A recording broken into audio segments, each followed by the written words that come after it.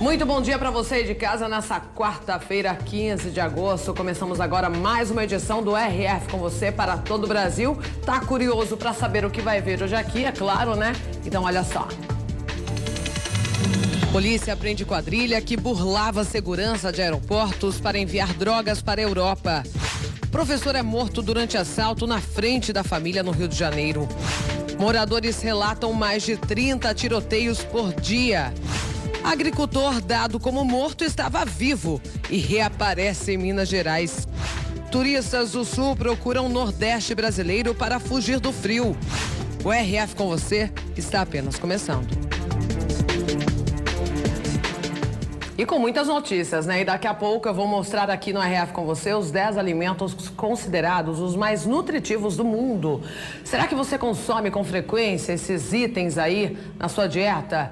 Se não costuma ingerir, essa é uma boa oportunidade para conhecer os alimentos e acrescentá-los na dieta, viu? Eu mostro ainda hoje aqui no RF com você. Promessa é dívida, vamos iniciar mostrando as fotos de ontem que eu não consegui exibir. Vamos lá. Beijo para o Claudinei de Motuca, interior de São Paulo. Super beijo para você. Ótima quarta para o Wellington, interior de São Paulo também. Beijão. Beijo para o Wesley, Cipó, Bahia, sempre participando aqui do RF com você. Ótimo dia para o Dinor, lá do Ceará, hein? Para o José, Mato Grosso do Sul, beijão. Beijão para o Luciano também. Rio Crespo, super beijo. Rizomar, Pará, beijão. São Félix do Xingu. Admilson, Mato Grosso do Sul também, beijão. Ótima quarta também para você. Pode mandar sua foto, daqui a pouco eu mostro mais, viu? 19971024854. Vamos para as notícias do dia. Traficantes burlavam a segurança de aeroportos e conseguiam transportar até 50 quilos de cocaína para a Europa. Ontem, criminosos foram presos em São Paulo.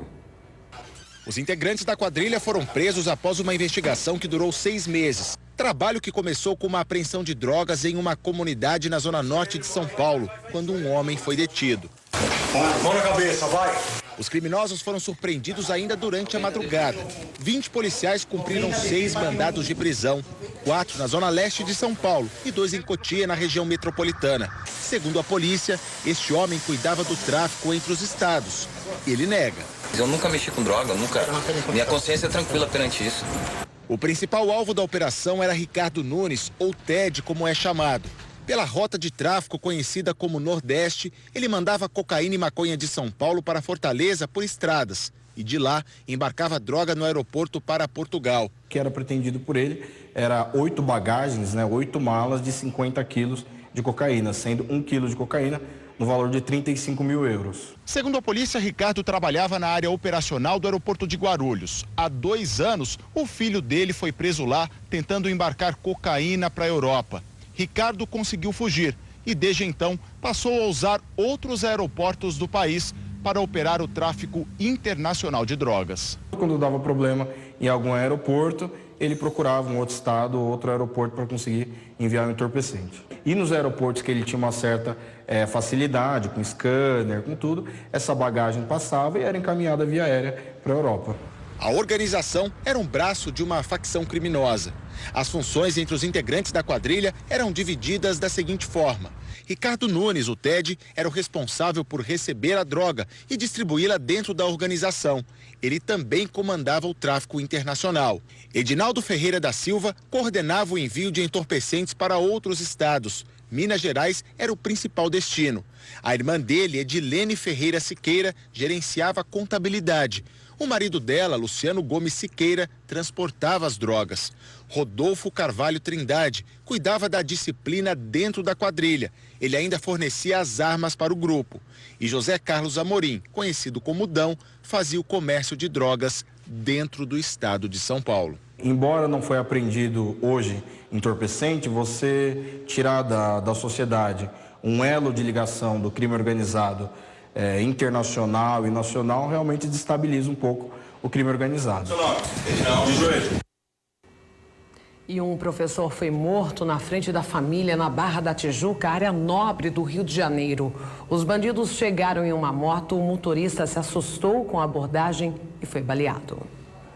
O professor Paulo Serra de Souza, de 60 anos, estava acompanhado da esposa, da filha e da neta, quando foi assassinado com 2 tiros após uma tentativa de assalto. 2 homens em uma moto pararam ao lado do carro e anunciaram o assalto. O motorista se assustou com a abordagem e acabou baleado. Paulo morreu no local. Os familiares estavam muito abalados com o crime. A divisão de homicídios da capital investiga o caso e deve ouvir testemunhas ainda hoje. Super familiar, uma pessoa do bem, com 2 filhas, 3 netas, sempre cuidou muito bem da família, trabalhava. De acordo com o Instituto de Segurança Pública, em julho de 2017 foram registrados 374 homicídios dolosos no Rio, aquele em que há a intenção de matar. Já no mês passado, esse número subiu para 408, um aumento de quase 10%. Na mesma noite e também na Zona Oeste, em Jacarepaguá, mais um motorista foi vítima de criminosos. No flagrante, 2 homens armados em uma moto renderam os ocupantes do carro e fugiram em alta velocidade com os pertences das vítimas. Bom, e uma agência bancária do Banco do Brasil ficou destruída após uma ação criminosa na madrugada desta quarta-feira em Elias Falso, no interior de São Paulo. A ação ocorreu por volta das 3 horas no centro do município. De acordo com as informações fornecidas pela Polícia Militar, criminosos armados invadiram o local e explodiram parcialmente a agência. 2 explosões foram ouvidas, além de muitos tiros. Uma residência situada a um quarteirão de distância da agência ficou com a parede quase toda alvejada. Policiais militares informaram ainda que várias cápsulas de fuzil foram recolhidas pelo local. Eles disseram que os criminosos utilizaram 2 carros, porém ainda não sabem precisar quantos marginais participaram da ação e quanto foi levado de dinheiro. A intenção dos bandidos foi de roubar o cofre da agência, visto que os caixas eletrônicos não apresentavam sinais de explosão. No interior de Minas Gerais, o aparecimento de um homem foi comemorado. É que os parentes achavam que ele havia morrido em um acidente e chegou até a reconhecer o corpo no ML, mas tudo não passou de um engano.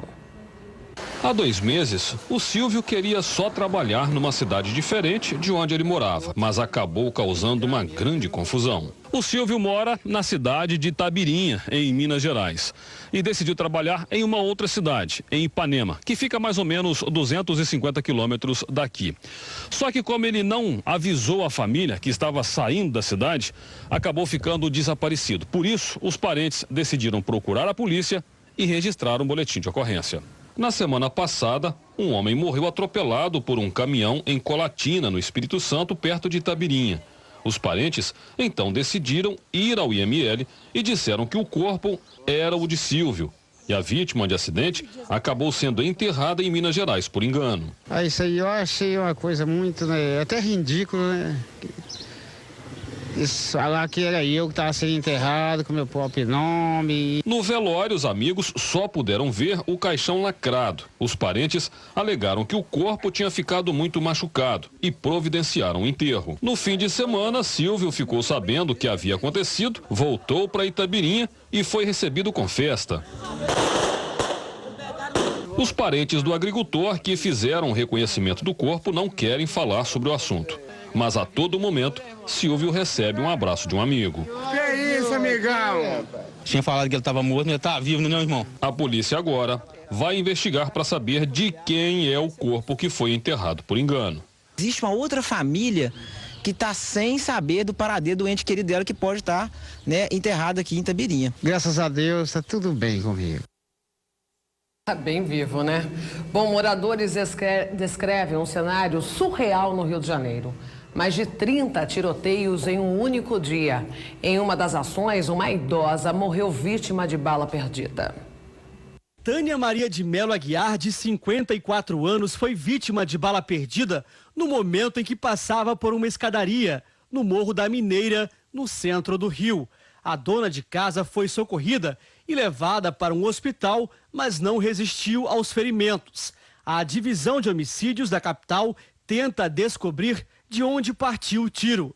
A polícia militar fazia uma operação numa comunidade vizinha, o Morro do Falé. Só nesta terça-feira, 11 comunidades do Rio registraram tiroteios. No Vidigal, zona sul da cidade, criminosos atacaram a base da UPP. A polícia reagiu. O cabo Tiago Pereira levou um tiro. Há pouco mais de 6 anos, o Vidigal entrou na lista de comunidades pacificadas. O local atraiu investimentos, como hotéis e restaurantes. Mas, com a falência do projeto do governo do estado, a violência voltou a aterrorizar a região. O Rio de Janeiro, em qualquer lugar do mundo, pode acontecer alguma coisa e não é porque é dentro da favela que algo potencializa em acontecer. O carioca anda mais do que nunca preocupado com a violência. Já botaram fuzil em cima de mim, pistola. A gente vê policiamento na rua, mas em determinados pontos que realmente necessitavam deles estarem, não tem. E a polícia prendeu um homem suspeito de um roubo milionário de medicamentos de alto custo de um hospital público de São Paulo. Ele faz parte de uma quadrilha especializada nesse tipo de crime. Emerson Feliciano Marques foi preso num bar na zona leste de São Paulo. Segundo a polícia, ele faz parte da quadrilha que comandou o assalto ao hospital da Universidade Federal de São Paulo há 2 semanas. O suspeito aparece nessas imagens gravadas pelo circuito de câmeras. Emerson é um dos criminosos que descem do carro na porta do hospital. Do lado de dentro, este outro homem já aguardava. Veja que ele faz sinal para alguém. Em seguida, uma van entra com o restante da quadrilha. 6 homens, 2 deles armados, carregam caixas e sacos de remédios. De acordo com as investigações, o bando sabia que havia chegado um carregamento de remédios um dia antes do crime e o local exato onde os medicamentos caros ficavam guardados. Eles chegaram minutos antes da abertura do hospital, eles sabiam a hora que seria aberto a porta, como seria aberto, eles tinham noção do procedimento. Os criminosos roubaram mais de 140 tipos de medicamentos, remédios usados no tratamento de pacientes com diabetes, HIV e até câncer. Alguns custavam mais de R$250 mil. Um mercado lucrativo que pode custar a vida de milhares de pacientes. Uma conduta extremamente reprovável, vil, dessas pessoas que, com o fim de obter lucro, dinheiro fácil, estão colocando em risco aí a vida de diversas pessoas que necessitam desses medicamentos para continuarem vivas. Nesta apreensão, a polícia encontrou medicamentos avaliados em mais de R$300 mil. O caso foi em março deste ano, também em São Paulo. A mercadoria estava com estes 2 homens que foram presos. Um deles era funcionário de um plano de saúde. O crime é tão comum que há uma delegacia especializada neste tipo de investigação no estado de São Paulo. Júlio é um dos responsáveis por investigar o último caso que aconteceu na capital, o que mostramos no começo da reportagem. O delegado explica que é feito um trabalho em conjunto. Enquanto a equipe dele está em busca dos integrantes da quadrilha, a outra delegacia de saúde pública rastreia os medicamentos. Ela vai monitorar e verificar, por exemplo, os remédios que foram subtraídos, em qual local que esse remédio é oferecido por um preço abaixo do preço de mercado, né? E monitorando dessa forma, encontrando um local de venda desse remédio abaixo do preço de mercado, ela vai envidar esforços, né, para localizar esses medicamentos que estão sendo oferecidos dessa forma e verificar se o número de lote bate com o número do lote subtraído. Este crime também tem acontecido em outros estados. No Rio de Janeiro, 4 criminosos renderam funcionários de uma clínica e roubaram medicamentos para o tratamento de câncer. O caso aconteceu em junho deste ano. Os remédios roubados foram avaliados em R$1,5 milhão. Para o delegado, devem haver grandes empresas por trás das encomendas. Pode haver alguma empresa inescrupulosa que compre isso por um baixo preço para colocar no mercado e ter lucro? Pode. Certamente a gente trabalha com essa possibilidade. Nesse Nesse tipo de crime há um outro agravante. Muitos medicamentos precisam ser mantidos refrigerados. Quando os criminosos não manipulam nem conservam da maneira certa, os remédios podem até chegar aos doentes depois de passar por um atravessador. Mas muitas vezes já estão sem condições de uso. Esses remédios vão perder a sua eficácia, eles não vão conseguir o uso adequado para que se destinam, né? Porque vão perder a sua eficiência em função da sua estocagem irregular. As injeções que Catarina precisa para conseguir manter um ritmo de crescimento normal também são usadas para definir músculos em adultos como uma espécie de anabolizante. Por esse motivo, essa substância é muito cobiçada no mercado clandestino. Inclusive, a farmácia que ela é cadastrada em São Paulo já foi roubada. Agora, em maio, teve notícia de uma quadrilha que fez um cadastro lá com informações incompatíveis e estava levando medicamento, como se tivesse uma criança fazendo uso da medicação, mas era tudo falso. Catarina deve usar as injeções diariamente por 1 ano. Para a mãe, uma luta, já que o medicamento vive em falta. A família deixa o apelo para a sociedade. Sem ter quem compre, não terá quem roube. Quem se submete a comprar remédio no mercado negro já está fazendo mal para a sua própria saúde. E além de mal para você, está fazendo mal para as crianças que têm o direito de crescer. Este remédio é das crianças que estão abaixo da curva. Deixem para elas, é delas. Absurdo, né? E o governo do Rio de Janeiro não está cumprindo o mínimo de repasse à área da educação de 25% do orçamento. A dívida com o segmento já ultrapassa 2 bilhões de reais nos últimos anos. Baldes e panos de chão tentam conter as goteiras. De acordo com o relato de uma professora, o alagamento é causado pelo vazamento da caixa d'água. Problema que já dura quase 1 mês. A limpeza e segurança das unidades da FAETEC também estão comprometidas. A gente está sofrendo isso daí já desde 2016, estamos sofrendo isso da rede e estamos tentando, né, junto à FAETEC e a Secretaria de Ciência e Tecnologia, que a gente possa solucionar esses problemas aí que nós vemos enfrentando. A falta de estrutura reflete na evasão de alunos da unidade, que era referência no ensino técnico. De 30% a 40% das vagas não estão preenchidas. O levantamento foi feito pela Comissão de Educação da Alerj e coletou dados de 2014 até junho de 2018. Neste período, a FAETEC não teria recebido 445 milhões de reais do governo do estado. A instituição ficou atrás somente da Secretaria de Educação, onde a dívida passa dos 960 milhões. A UERJ também deixou de receber mais de 143 milhões de reais. O especialista em administração pública afirma que foram feitas diversas tentativas de repasses através da justiça. Nós já temos ações de improbidade, ações civis públicas, determinando que ele passe a verba destinada tanto à saúde e à educação. Mas isso não vem surtindo efeito. O orçamento mais curto reflete nas escolas. 17 unidades fecharam as portas e em 1 ano, 200 turmas foram encerradas. Pais, alunos, professores e das entidades organizadas podem, juntos, lutar para que possa colocar de novo o Estado do Rio numa rota de crescimento. Bom, e cresceu o número de assaltos com a presença de crianças entre as vítimas. A situação levantou o debate sobre o trauma que esse tipo de crime é capaz de provocar. Não dá para ver, mas há uma criança no banco de trás deste carro. Enquanto a mãe tira alguns pertences, a motorista libera a menina da cadeirinha. Um dos assaltantes vai até o outro lado do veículo para apressar a vítima. Assim que a mulher pega a menina no colo, um dos criminosos assume a direção. Ele arranca com o carro enquanto a mulher tenta recolher mais coisas que estavam no banco traseiro. É nesta hora que ela entende o que aconteceu e corre para abraçar a filha. Este caso aconteceu nesta semana em Guarulhos, na Grande São Paulo.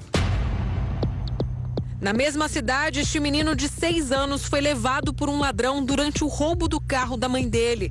A mulher, desesperada, tentou tirar a criança do banco de trás enquanto era rendida por 2 ladrões numa moto. Um deles empurrou a mãe e entrou no carro. Depois de dirigir por 10 minutos, ele mandou o garoto descer. A polícia encontrou o carro e houve perseguição. O assaltante, menor de 18 anos, foi apreendido em Itaquaquecetuba, cidade vizinha. Na capital fluminense, uma família seguia nesse carro preto quando foi bloqueada na esquina por assaltantes. O pai deu marcha ré. Desesperada, a mãe saltou do carro em movimento com o filho no colo. Mesmo depois de entregar o carro, o motorista foi atropelado. Também no Rio de Janeiro, um outro caso que chocou. Nestas imagens, o momento em que assaltantes param um carro prata. A vítima, um empresário, está com um filho de 5 anos. Ele entrega o carro e tenta proteger a criança. Os policiais chegam e, durante a troca de tiros, o criminoso atira contra o pai, que morre no local. Se para adultos é difícil superar esse tipo de trauma, imagine para eles. A violência digerida da forma errada acaba com as cores da infância. Fobia, retraimento, queda no rendimento escolar, ansiedade e até agressividade. Todos estes são sintomas de que a criança pode estar desenvolvendo um distúrbio psicológico. Nas semanas seguintes ao crime, mudanças no comportamento são sinais de alerta. O profissional é o psicólogo, geralmente, que se procura, porque é possível trabalhar toda essa questão do estresse pós-traumático através de uma terapia que, dependendo da idade da criança, se usa recursos lúdicos, né, que é a ludoterapia, para que ela possa, através desse tipo de tratamento, elaborar o ocorrido. A psicóloga conta que antes dos 4 anos a criança assusta, mas não consegue entender exatamente o que está acontecendo. Mas já a partir dessa idade, já há o entendimento de bem e de mal e também o medo do que poderia ter ocorrido e da possibilidade de repetição.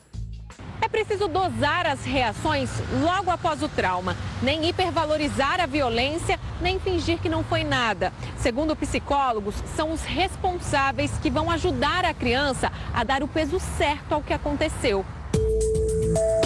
Extremamente traumático, mas muito mais lucrativo.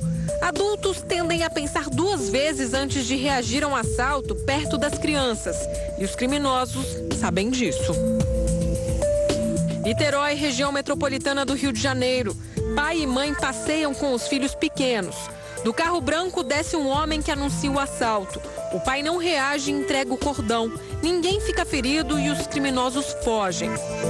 Situações que adulto nenhum se prepara para viver. Eu acho que não saberia como reagir, né? Porque a criança em si fica assustada, né? No assalto, ela grita, e eu não acho que não saberia. Para esse advogado penal, a lei é muito branda para o criminoso que escolhe vítimas vulneráveis como crianças. O direito penal ele está mais preocupado com a circunstância da vítima e a circunstância do criminoso. No caso, o dano que a criança sofreria ao presenciar um crime sendo praticado por uma pessoa que esteja próxima dela, um parente, ele é um dano colateral. Então, com relação a esse aspecto, não há uma abordagem da lei penal específico para tornar mais grave condutas que tenham essa característica. O especialista explica que para cada crime há uma pena base. No caso de roubo, de 4 a 10 anos de reclusão.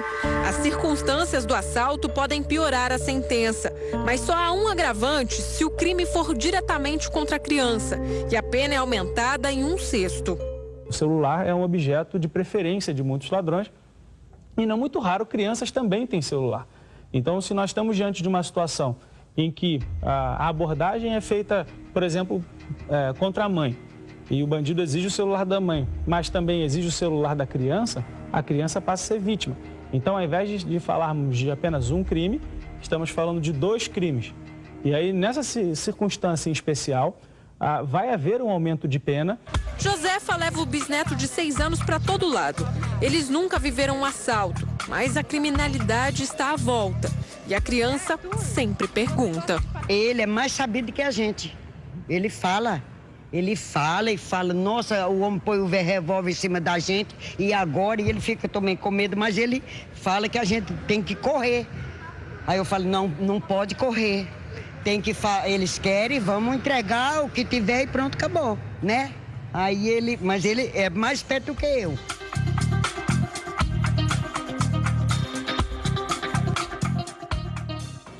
Não dá para arriscar a vida porque eles atiram mesmo, né? Bom, daqui a pouco mais notícias aqui no RF com você. Vamos ver o clima, previsão do tempo na tela. Como são as temperaturas em algumas cidades? Olha, em Limeira, sol entre nuvens com mínima de 13, máxima de 28 graus.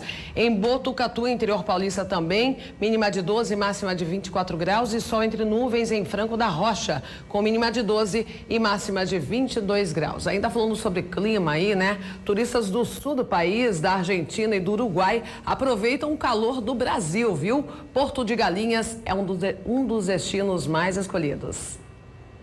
Água morninha, sol e que tal um camarão aí? Vem que tem.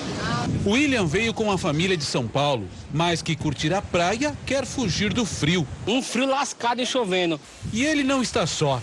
Porto de Galinhas, no litoral sul de Pernambuco, virou um dos destinos preferidos de moradores das regiões que enfrentam as temperaturas baixas. Se estivesse lá no sul, lá na tua cidade, como é que vocês estariam vestidos, por exemplo, diferente de agora? Vixe, olha, 2 calças, camisa, blusa e ainda um gorrinho e um cachecol. Este grupo é do Rio Grande do Sul. Se surpreendeu com o chamado inverno nordestino. Vamos chamar isso de inverno? Que isso. Estava saindo de lá em torno de uns 8 a 10 graus. A gente chega aqui num calor de quase 30 graus, é diferença, né? Neymar é de Vacaria, na divisa do Rio Grande do Sul com Santa Catarina. E tomara que nós não acostumemos tanto. Queira ficar aqui daqui a pouco, né? Um site especializado em turismo elegeu Porto de Galinhas por 10 vezes como uma das praias mais bonitas do Brasil.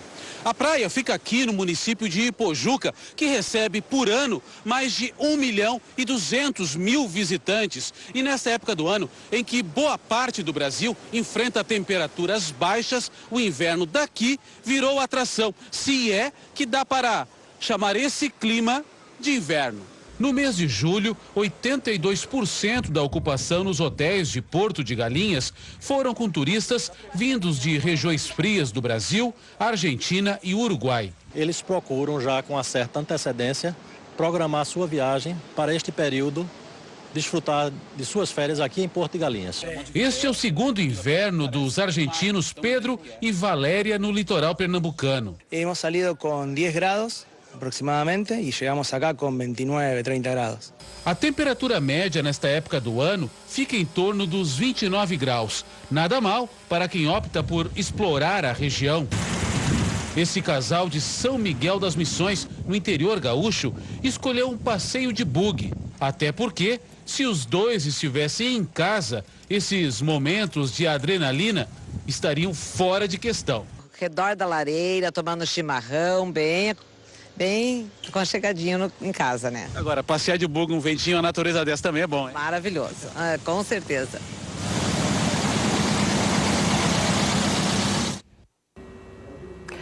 Algas vermelhas invadiram a praia de Cabo Frio, no Rio de Janeiro. Elas se desprendem aí do fundo do mar e sobem. O cenário não agrada os turistas, viu? A invasão muda o cenário e surpreende quem caminha pela areia. Parece ser o cenário de outro planeta. Nem parece aqui que eu tô em Cabo Frio. Tá diferente, fica muito sujo, né? Tá muito poluída. O encalhe aconteceu ao redor do Forte São Mateus, que é tombado pelo patrimônio histórico. As formas surpreendem, mas a decomposição provoca mau cheiro e deixa desertas as barracas de comidas e bebidas. O visitante não fica aqui, o presidente pensa que isso é... Eles falam que é esgoto, mas não é esgoto. Importantes para o ecossistema, as algas são habitat de diversos tipos de micro-organismos. Este ambientalista explica que elas foram arrastadas por longas distâncias. Nós estamos numa fase de marés revolta. E ela vai lá embaixo, pega, ela busca, ela mexe com... Isso está instalada nas ilhas aqui por perto e lá nos fundos, nas pedras ou até nos recifes. Depois dela chegar na superfície, o mar quer se desfazer. Joga para fora. Se por acaso nós tivermos novas marés altas, é bem provável que ele venha aqui e limpa. A área permanece livre, não existem riscos de poluição ou doenças. Mas em alguns pontos já é possível ver o acúmulo de lixo plástico que pode ser arrastado para o mar. A retirada por máquinas e caminhões deixaria impactos. Pescador há 40 anos, seu Júlio César até caminha descalço pelas algas. Ele acredita na força da natureza. A lua tira, a lua nova bota e a lua cheia tira. A maioria das crianças e adolescentes do Brasil vive em situação de pobreza. Esse é um levantamento realizado pelo IBGE. A pesquisa mostra que falta acesso à educação e saneamento básico. Maria tem 3 filhos de 6, 7 e 9 anos. A família mora nesta casa de madeira na periferia de Belém, sem acesso a esgoto e água tratada. A mãe nunca teve um emprego fixo e sobrevive com R$400 por mês. As crianças não sabem o que é frequentar a escola. Eu espero um futuro melhor para meus filhos, né? Porque para todas as crianças, né? Porque não é fácil. 6 em cada 10 crianças e adolescentes vivem em situação de pobreza no Brasil. Foi o que revelou o estudo divulgado pelo Fundo das Nações Unidas para a Infância, UNICEF. É a primeira vez no Brasil que a pesquisa avalia não só a renda das famílias, mas também outros aspectos.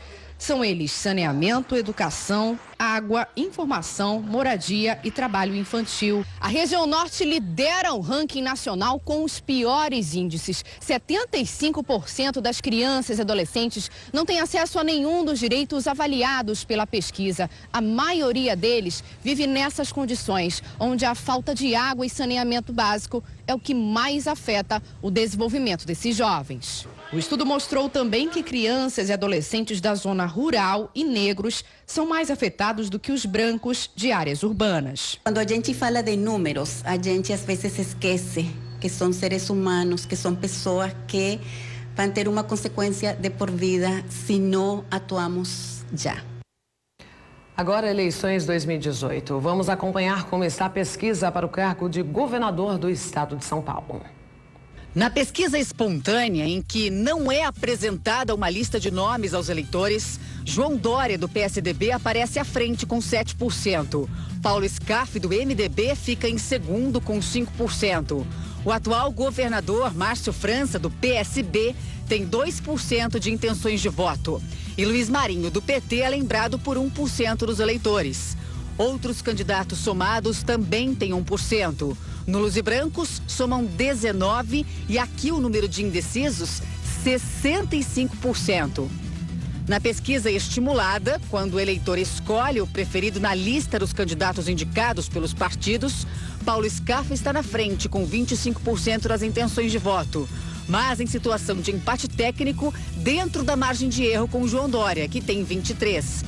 Luiz Marinho é o terceiro, com 6%, também em empate técnico com Márcio França, que aparece com 4%. Por sua vez, o candidato do PSB empata tecnicamente com o Lisete Arelaro, do PSOL, com 2%. Rogério Schecker, do Novo, tem 1%. Nulos e brancos somam 22%, os indecisos são 17% e os demais candidatos não pontuaram. O Real Time Big Data também simulou disputas de segundo turno. Se for entre Scaff e Dória, o candidato do MDB está à frente, com 39%. Mas é empate técnico no limite da margem de erro com o candidato do PSDB, que tem 35%. Nulos e brancos somam 18% e os indecisos, 8%. A pesquisa também levantou o índice de rejeição dos candidatos. 39% dos entrevistados não votariam em João Dória. 38% rejeitariam Luiz Marinho. Paulo Scaff tem 35% de rejeição, Lisete 31% e 30% não votariam em Márcio França. A energia gerada pelos ventos será a segunda maior fonte de energia do Brasil já a partir do ano que vem. A modalidade vai superar a produção de energia por meio da biomassa. Os gigantes que repousam adormecidos nesta fábrica de Sorocaba, no interior de São Paulo, logo vão girar imponentes em algum lugar do Brasil. São pás acionadas pelo vento. Elas movimentam uma turbina. Desse movimento é gerada a energia elétrica. O país tem hoje 6.600 destes cataventos em 534 parques eólicos. A capacidade deles é de gerar 13.000 megawatts-hora, quantidade suficiente para abastecer os moradores de todo o Nordeste do país. É a terceira principal fonte de energia do Brasil. Responde por 8,4% do total. Perde apenas para a energia produzida a partir de biomassa, como bagaço de cana, e para as usinas hidrelétricas, que encabeçam o ranking com 64%.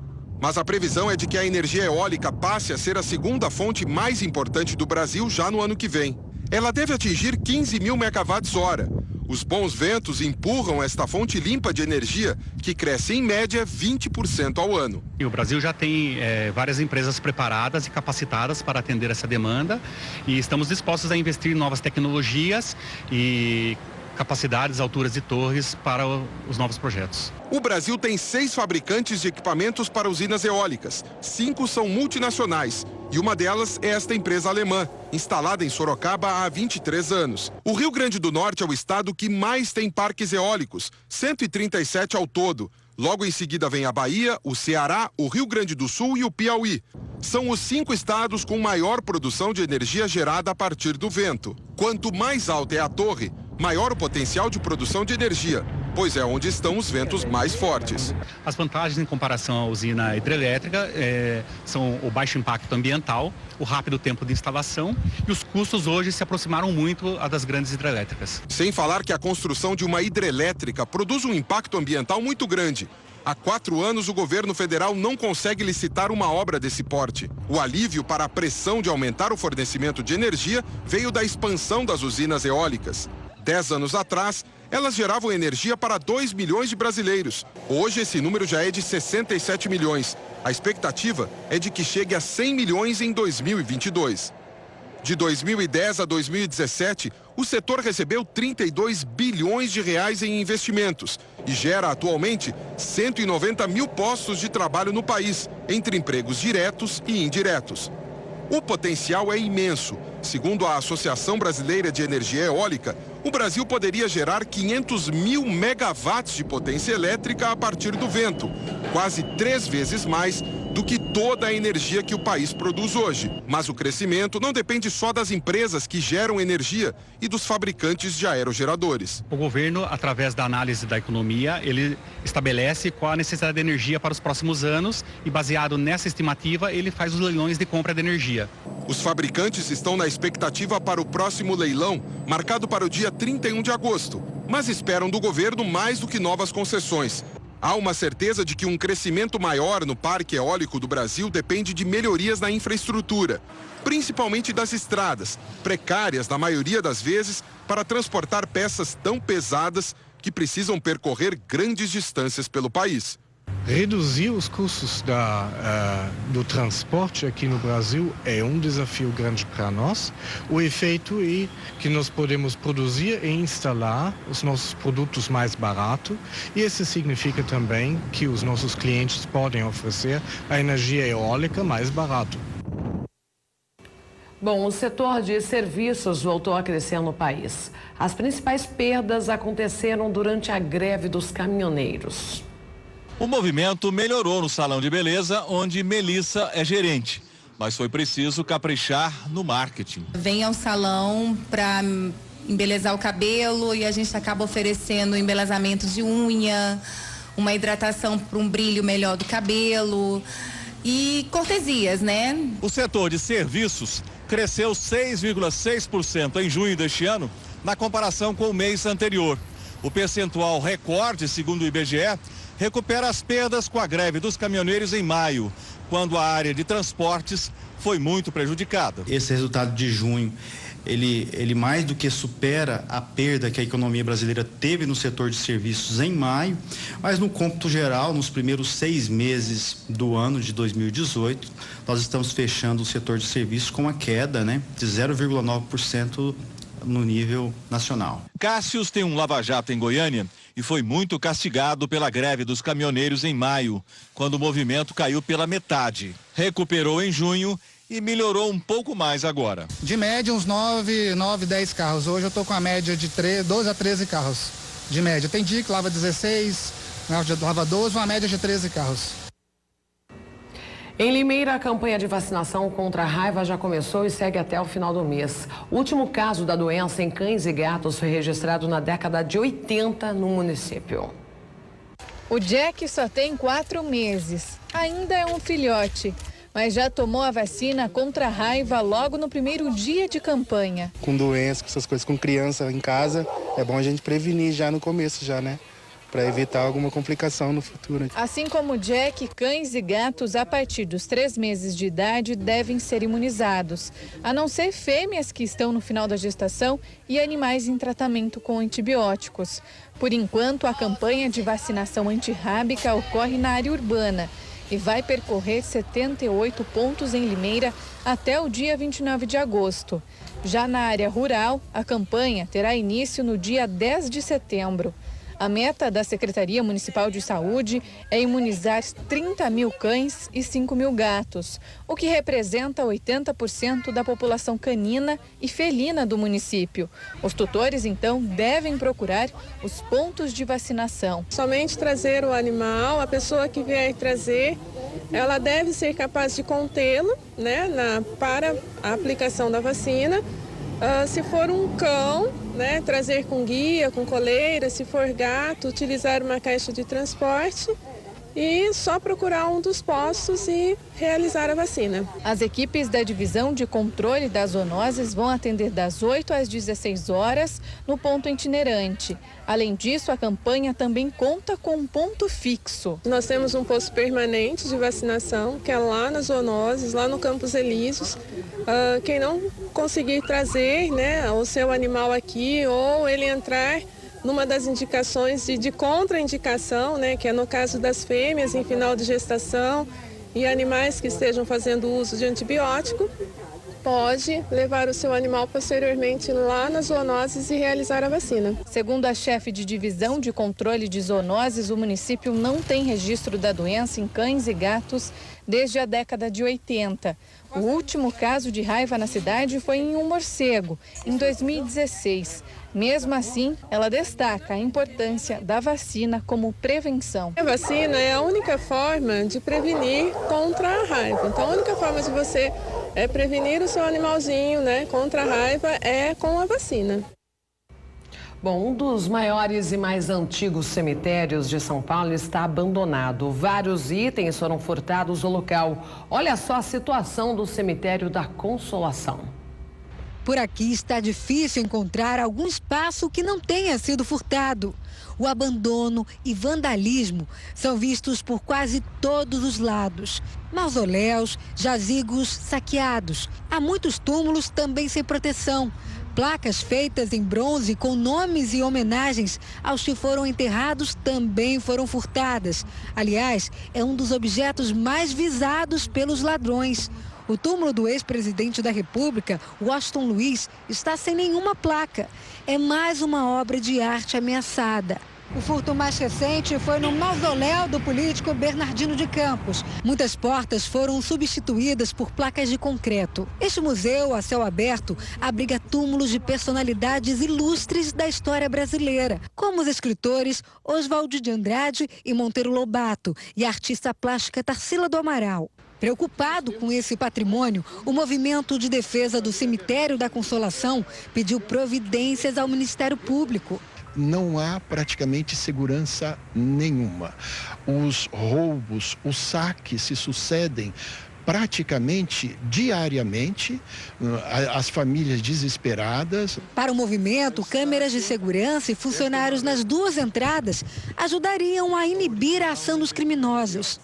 É o que também acredita José Luiz. Todas as placas de bronze do jazigo da mãe dele foram furtadas. O túmulo da família do meu pai foi inteirinho, foi quase todo tirado, todas as placas foram embora, sobraram 3 ou 4. Da minha mãe tiraram todas as placas. Maria Cristina presta serviços para as famílias. Ela limpa os túmulos diariamente e suspeita da identidade dos ladrões. É muito estranho. Eu chego aqui por volta de 9 horas da manhã. Você não vê ladrão aqui dentro. Vê todo mundo trabalhando. Mas a gente suspeita de muitas pessoas aqui, sim. Absurdo, né? E daqui a pouco eu vou mostrar aqui no RF com você os 10 alimentos considerados os mais nutritivos do mundo. Será que você consome com frequência esses itens aí na sua dieta? Se não costuma ingerir, essa é uma boa oportunidade para conhecer os alimentos e acrescentá-los na dieta, né? Portanto, fique comigo, é no próximo bloco. Já temos fotos, produção? Posso colocar algumas? Ok, vamos lá então. para algumas participações dessa quarta-feira. Super beijo para o Moisés de Grão Mogol, Minas Gerais. Arnaldo, Tocantins, beijão. A Daiane, da cidade de Caputira, Mineira, beijão para você, viu? Ótima quarta para o Silvânio e o George, de Sergipe. George, de Sergipe. Eu amo americanizando o nome do George, né? George. Francisco, de Jaguariúna, interior de São Paulo, super beijo. Julie Emerson, do Maranhão, beijão pra você também, ótima quarta. Hernani, de Catolé do Rocha, Paraíba, beijão, Hernani. Mais participações? Anota o WhatsApp aí pra você mandar também sua foto, viu? Você manda o seu nome, a sua cidade, tem que ser assistindo aqui o RF com você, é claro. 19971024854. Estou sempre esperando, viu? Vamos então para o assunto do dia, a reportagem especial. Pesquisadores sul-coreanos avaliaram mais de 1.000 alimentos, considerando aí a composição nutricional de cada um. Você vai conhecer agora os superalimentos. Entraram na lista itens como amêndoas, sementes de chia, beterraba e peixes. Olha só. Para ter saúde, é preciso caprichar na alimentação. Carne, frutas, legumes, verduras. Carne branca e outra tem várias proteínas para o corpo. E alguns alimentos são campeões quando o assunto é nutrição. Um estudo realizado pela Fundação Nacional de Pesquisa da Coreia do Sul listou 100 alimentos com maior valor nutritivo do planeta. Os pesquisadores avaliaram mais de 1.000 itens. Eles consideraram a composição nutricional de cada um e compararam essas informações com os requisitos nutricionais diários para que um adulto tenha uma dieta considerada balanceada. Alguns não são muito populares. A chia, o que você acha? Comida de passarinho. Eu não gosto. Já a selga e a beterraba viraram clássicos da mesa do brasileiro. Lá em casa a gente usa beterraba na salada, na sopa e no suco. Desta lista, talvez o mais difícil de se encontrar seja a xerimoia, uma fruta típica do Peru e da Bolívia. Nunca escutei falar em xerimoia. Não, para mim é novo. Mas nada de cortar esse alimento do cardápio. A xerimoia pode ser substituída sem prejuízos por frutas brasileiríssimas, como a atemoia ou a fruta do conde. Vamos conhecer o menu completo para uma mesa nutritiva? Na casa da dona Diná e da filha Tatiana é difícil faltar a atemoia. Uma delícia, docinha. A Tatiana sabe bem do que está falando, já que ela é nutricionista. Sinto melhora na pele, no cabelo, na unha, no intestino, o funcionamento do intestino também melhora. Eu acho mais é o intestino. Isso porque a fruta é rica em fibras, o que ajuda a regular o intestino. A xerimoia, ou a nossa atemoia aqui no Brasil, ela é uma fruta rica em fibras, que por si só vai ajudar no controle do colesterol e no controle da glicose sanguínea. Além disso, ela é rica em cálcio, em vitamina C, em vitaminas do grupo B, como tiamina, riboflavina, que são importantes na geração da energia. Dona Diná conheceu a atemoia por acaso. Foi uma vizinha minha que me deu para experimentar, mas eu acho que era fruta do conde. Aí depois um dia eu no supermercado eu vi a fruta, era a atemoia. Aí eu percebi que a atemoia era mais gostosa, era mais doce. Para as duas, a atemoia vai bem como sobremesa. Como eu gosto muito de doce, e eu acho que foi o que me chamou a atenção mais, foi o doce da fruta. Mas atenção, dona Diná, nada de exagero, porque cada unidade tem em média 250 calorias. Então ela não é muito bem-vinda para quem está precisando perder peso ou para quem é diabético, deve consumi-la com moderação, no máximo uma unidade média ao dia.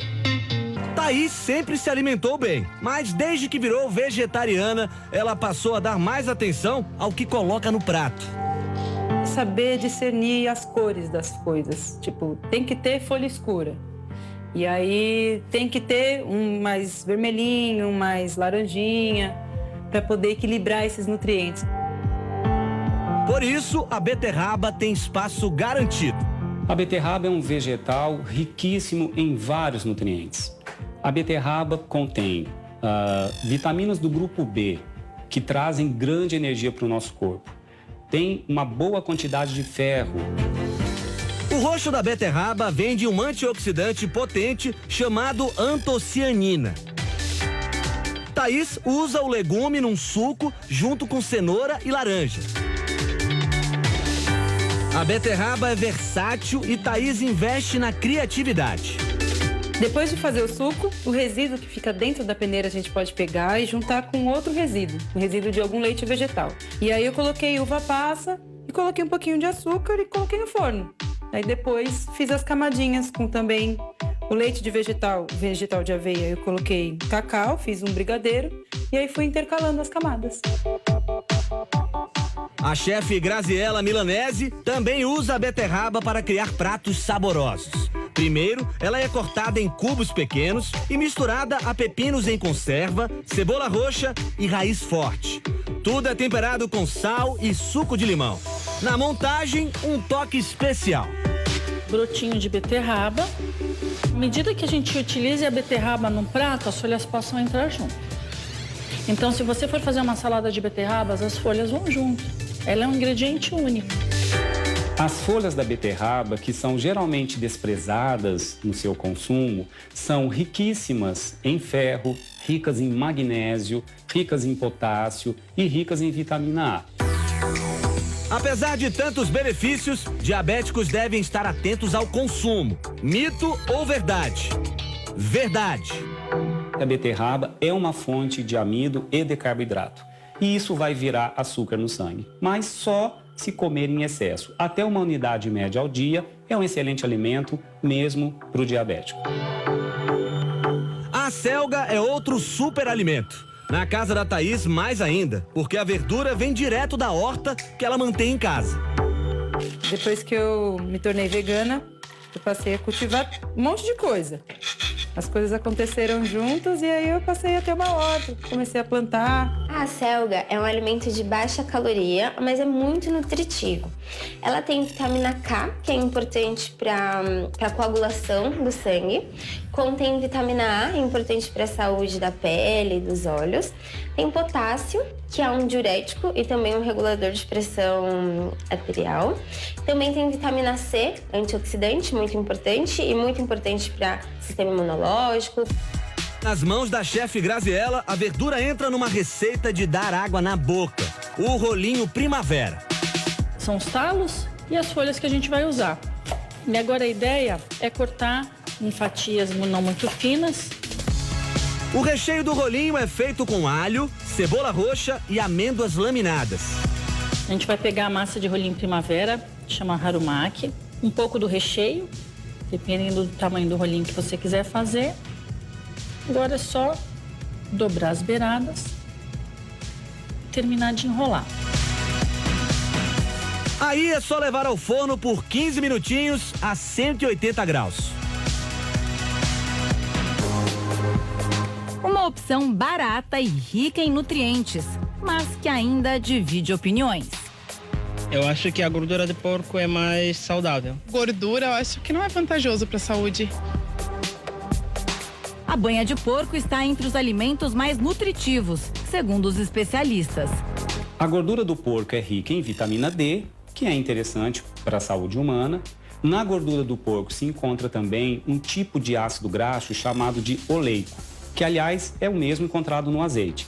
Por isso, também pode ter algumas repercussões benéficas, quando consumidas com moderação. A moderação é fundamental porque a banha também é rica em gorduras saturadas, que em excesso podem causar doenças cardiovasculares.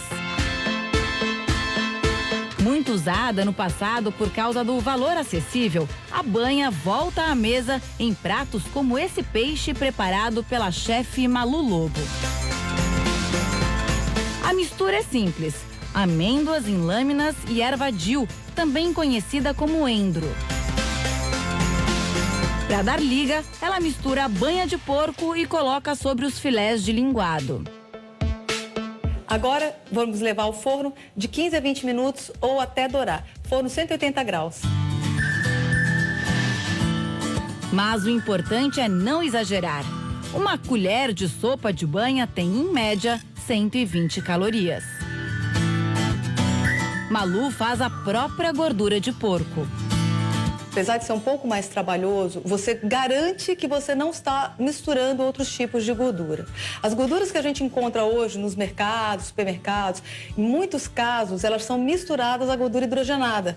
Para quê? Para que aumente o tempo de prateleira e ela dure mais, sem ficar rançosa. Ela usa a gordura do toucinho cortada em cubos e processada. Assim, os pedaços ficam menores e derretem mais rápido na panela. Fazendo esse processo, ela vai ficar entre 20 e 30 minutos, sempre fogo baixo.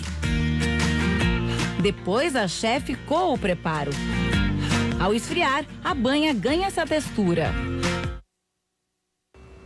Daqui a pouco, mais uma parte incrível dessa reportagem, viu? Continuamos com a reportagem especial, né? Sobre os alimentos mais nutritivos do mundo. Uma oportunidade para incluir esses itens na sua dieta e manter uma vida mais saudável. Elas são pequenas, mas poderosas. A chia e a semente de abóbora estão entre os alimentos mais nutritivos da natureza. Ambas são ricas em magnésio, um mineral essencial para a boa saúde dos tecidos e para controlar a função cardíaca. A semente de abóbora contém ainda triptofano, substância que ajuda a produzir serotonina, o hormônio do bem-estar. E tem mais. A semente de abóbora ela contém zinco, que é importante para a fertilidade, importante para o nosso sistema imunológico. Então, quem estiver na fase querendo engravidar, é importante tanto para o homem quanto para a mulher consumir alimentos fontes de zinco, porque participa ali da formação dos hormônios importantes para isso. Já a chia também é fonte de cálcio e ômega 3. É uma gordura importante para a saúde do coração, então ela é anti-inflamatória, ajuda a reduzir níveis de triglicérides no sangue, é muito boa para as articulações, para reduzir dor em quem tem artrite, artrose, ajuda muito. Esses alimentos têm fama de emagrecer. Mito ou verdade? Verdade. Por serem ricos em fibras, ajudam a regular o intestino e trazer saciedade. A quantidade recomendada é 1 colher de chá ao dia, que contém em média 100 calorias. O uso vai da criatividade. Acrescentam textura e crocância. Eu gosto de colocar muito em saladas. O restaurante é italiano, mas a estrela do cardápio aqui é um peixe, o linguado. O pessoal mais fitness, que gosta mais de praticar um exercício, manter o corpinho em dia aí, opta muito por esse prato, por esse peixe, né? Que é um peixe que ele não tem tanto caloria e caiu no gosto de todo mundo, que o pessoal pede bastante aqui. O linguado é um peixe rico em proteínas, é importante para a saúde dos músculos. Ele também contém ferro. O nutriente ferro ajuda a evitar a anemia, então é ótimo consumir também alimentos fontes. Ele tem zinco. O zinco é um mineral importante para a fertilidade, importante também para o nosso sistema imunológico e também para o nosso sistema antioxidante. A receita aqui é simples. Leva azeite, alho, cebola, shiitake e creme de leite fresco. Ele já está pronto, agora é só finalizar, colocar sobre o linguado. O linguado é assado em forno médio. A Patrícia adora peixe. Come pelo menos 3 vezes por semana. Normalmente, você gosta de combinar com que tipo de comida? Normalmente com uma salada, um alface, um tomate, uma cebola cortadinha. Mas o linguado não é o único peixe cheio de nutrientes. Na lista de alimentos mais nutritivos, aparecem ainda o luciano do golfo e a perca. Achou os nomes estranhos? É que esses peixes não são comuns no Brasil. O Luciano do Golfo é um peixe muito encontrado na região do Golfo do México e no sul dos Estados Unidos, inclusive muito pescado nas pescas recreativas. No Brasil, o peixe vermelho é da mesma família do Luciano do Golfo, ou seja, possui os mesmos nutrientes. O pescado é rico em ômega 3, um anti-inflamatório poderoso, e tem alta concentração de vitamina B12, importante para a memória. Já a perca é um peixe de águas profundas, era comum no Rio Nilo, mas alcançou o Oceano Atlântico.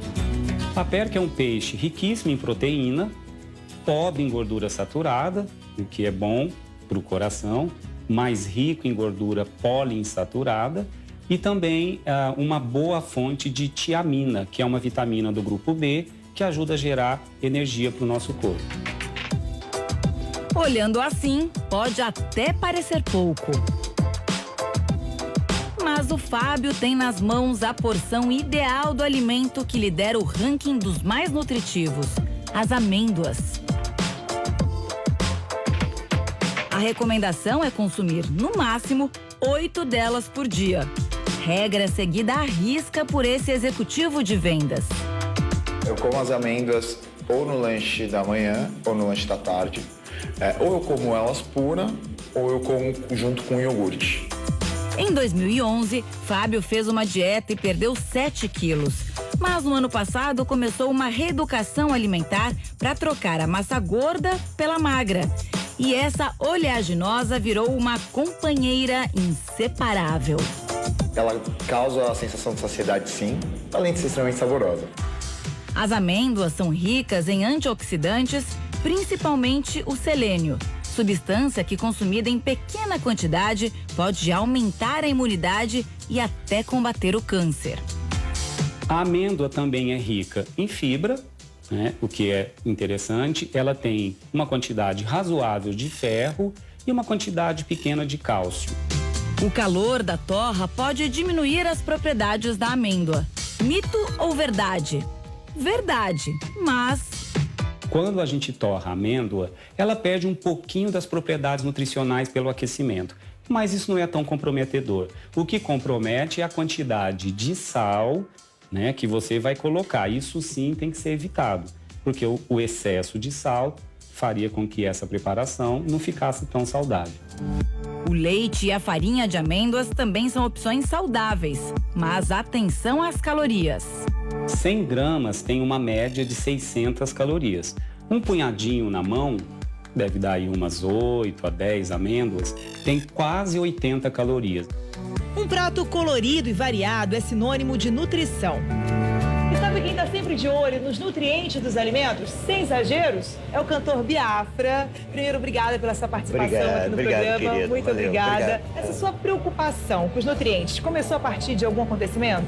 Começou a partir do momento que eu fui diagnosticado como diabético, né? Há 10 anos atrás, né? Isso vem de família, do meu avô, do meu irmão, do meu pai.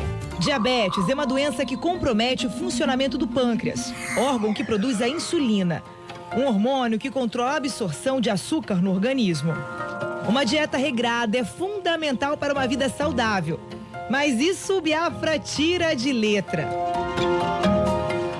Como bastante fruta, né? Como bastante verde, legume, peixe. O peixe é um dos alimentos favoritos do cantor. Quando eu fui a Buenos Aires, lá é terra do churrasco, né? Da carne e tal. E eu não queria ficar comendo churrasco todo dia. Então a gente descobriu um lugar lá que vendia linguado. E eu ia comer linguado em Buenos Aires. A selga e a beterraba também fazem parte do cardápio. E ouve só essa curiosidade. Sabe o que eu faço com beterraba? Eu peço pra cozinhar junto com o feijão. Ah, é? É. Por quê? É como minha mãe fazia pra eu comer beterraba quando era criança. Já a temoia é novidade pra ele. Interessante, é meio parecido com o fruto do conde também. É. Mas o que mais agradou mesmo foi a amêndoa, nossa campeã em nutrientes. Qual é o benefício que a amêndoa traz? Para você que tem diabetes, ela ajuda a reduzir os níveis de glicose depois das refeições. Maravilha. comprar amêndoa primeiro. Encher meus armários de amêndoa. E é esse bom humor que marca os 35 anos de carreira de Biafra. Uma trajetória cheia de sucessos.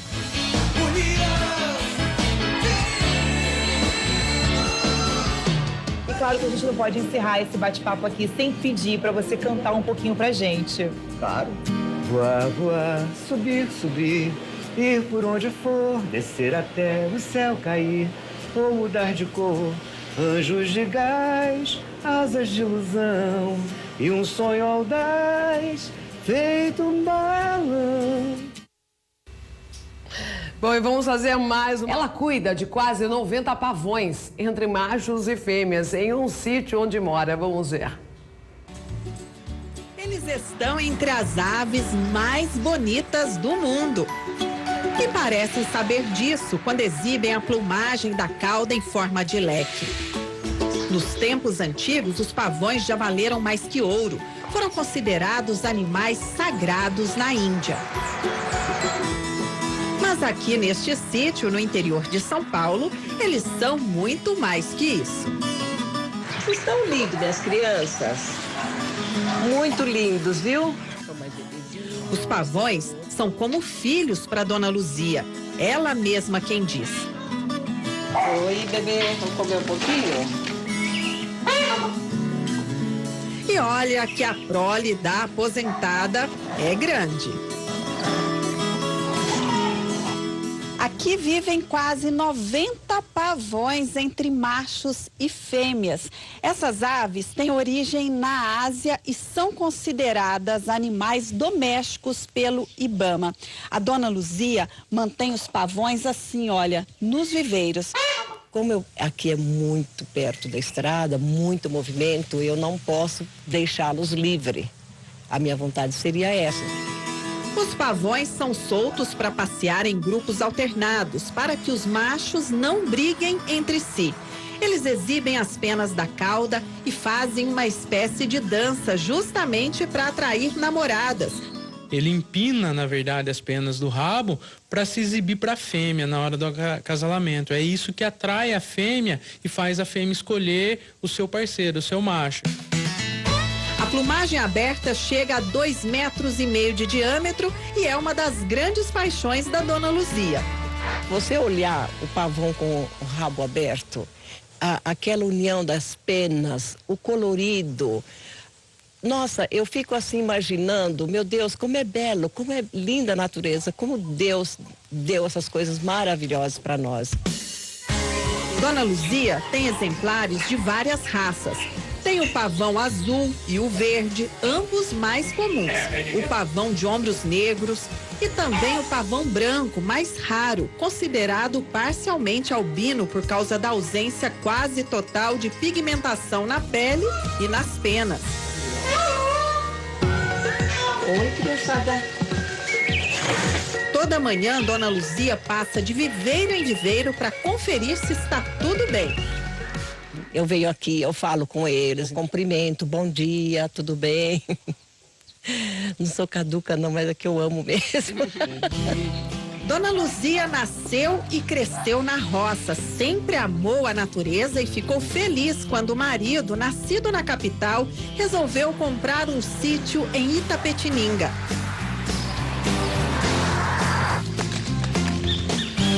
A intenção do casal era tratar a alergia da filha do meio, que sofria com a poluição da cidade grande.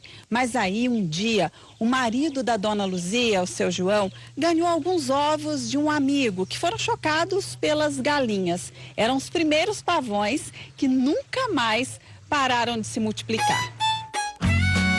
O que a família não imaginava é que 40 anos depois, o sítio ficaria conhecido como o Paraíso dos Pavões. A gente começou com pouco e hoje está aí o que você está vendo, essa quantidade.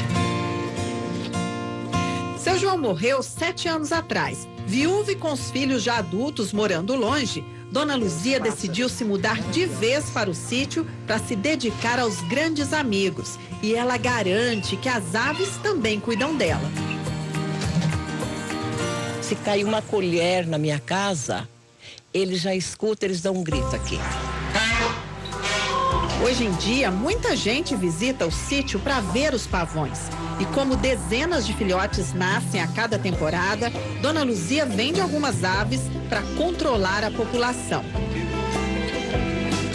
Cuidar de 90 pavões não é tarefa fácil, por isso a aposentada conta com a ajuda do seu José. O caseiro, que hoje tem a total confiança das aves, nunca tinha visto um pavão na vida até chegar da Bahia e começar a trabalhar ali. Eu via falar, né, de pavão, mas nunca tinha visto. Seu José hoje é o braço direito de Dona Luzia e se diz tão apaixonado pelos pavões quanto ela. Gosto demais, demais mesmo. A gente cria amor aos bichinhos, né, que é muito bonitinho. Os pavões são alimentados diariamente com uma ração balanceada feita ali mesmo no sítio. Eles também ganham milho, frutas e verduras, tudo vindo direto da horta orgânica da Dona Luzia. Isso aqui a gente colhe e põe naquela cestinha, né? Põe as folhas assim em cada baia e eles vão pegando, vão comendo. Em muitos países, a carne e os ovos do pavão são apreciados como alimento. Mas aqui quem procura Dona Luzia para comprar um casal ou um exemplar, geralmente quer uma ave ornamental. E ela escolhe a dedo os compradores.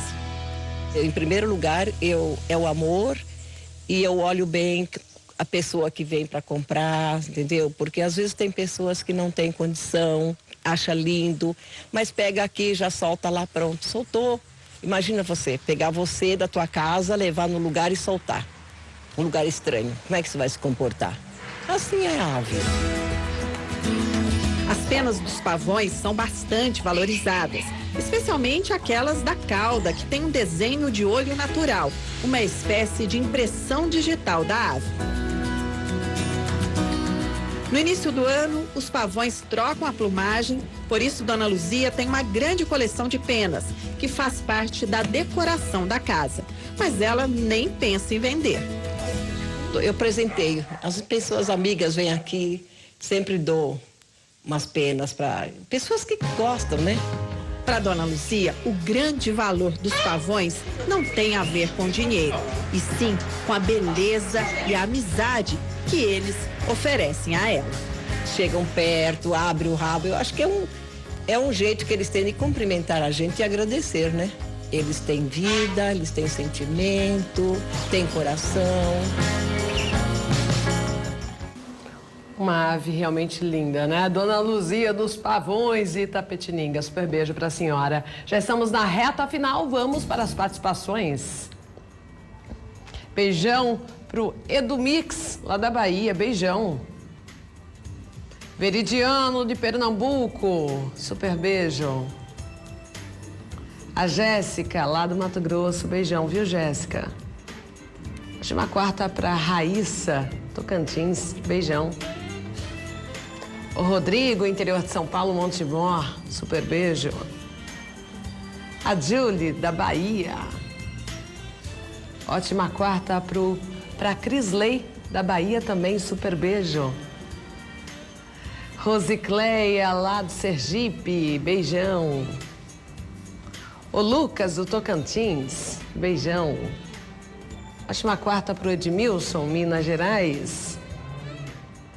Abraço para a Blanca, da Argentina. Olha aí, Teves. Conterrânea, beijão. Jaine, da Bahia, super beijo. O Milton, de Minas Gerais. O Israel, da Bahia, acompanhando o RF com você.